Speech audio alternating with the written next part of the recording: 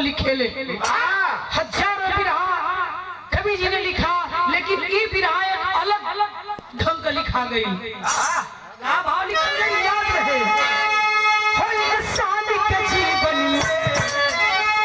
हमारे आपके सबके जीवन में एक ऐसा समय आवाला, और समय आवाला ऐसा जो नदी ने कोई काम ना दे, लिए कवि जी लिखत हो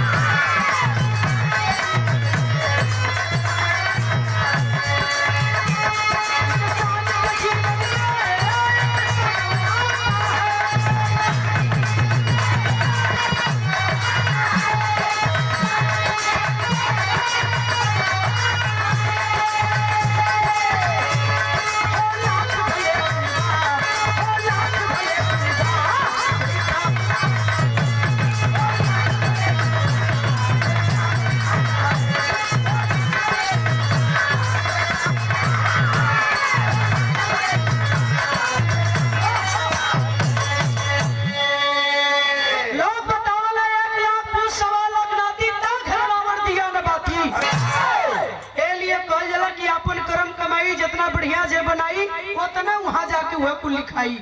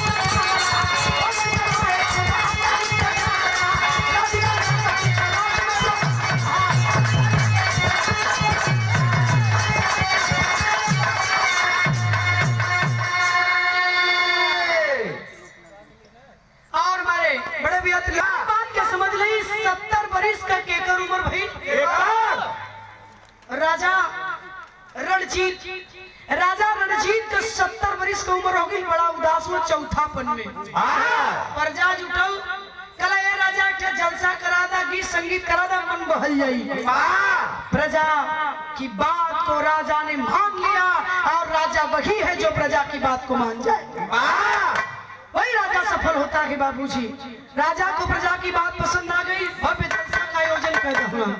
वही जनसभा में एक नाचा वाली के बोला दे, जैसे आज यहाँ 3 कलाकार आयल हुआ, गावे वाला गावे वाली, चाहे लोग कहा नाचा वाला नाचा वाली, लोग कहना कि नचवैया गवैया कुल लिए बताओ थी।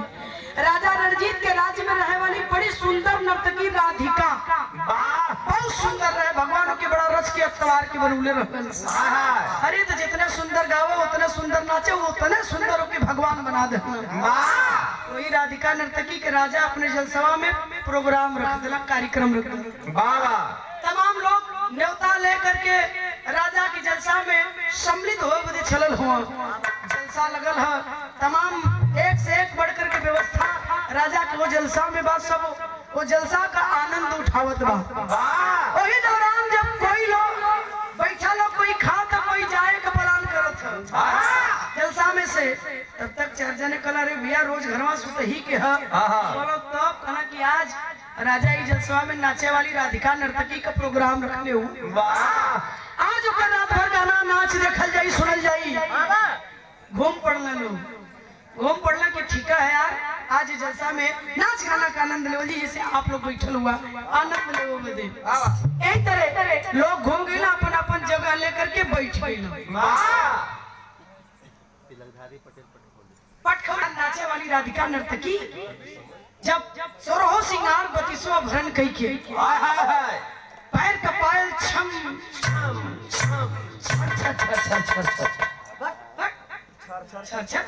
हाँ हो छम छम अरे गुगरुआ फूट गल एक ठोका बजावत के जब मंच पर चढ़ल है तो देखवैयन के धरवैया लगल हाथ हो हाय हाय हाय पुराना जितना पुरनिया आदमी बैठल ना पीछे वो घुसकत आगे आवल ई गावा नाचे शुरू कइलस फिर हमें गीत एकलाई लगल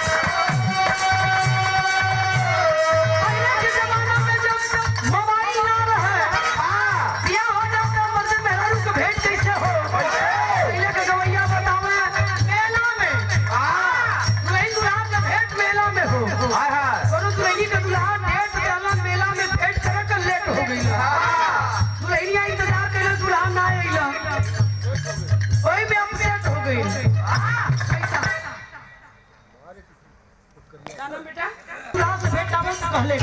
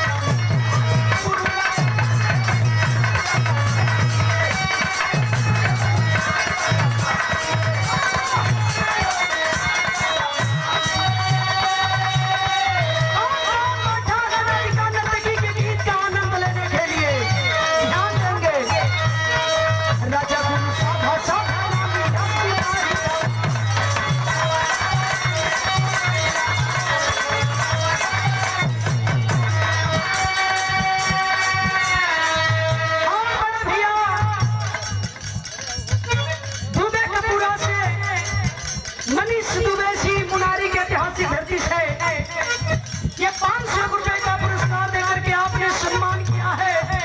हम पूरा पार्टी से आपको नमन करते हैं। शुगल पंच के पालकी कहना है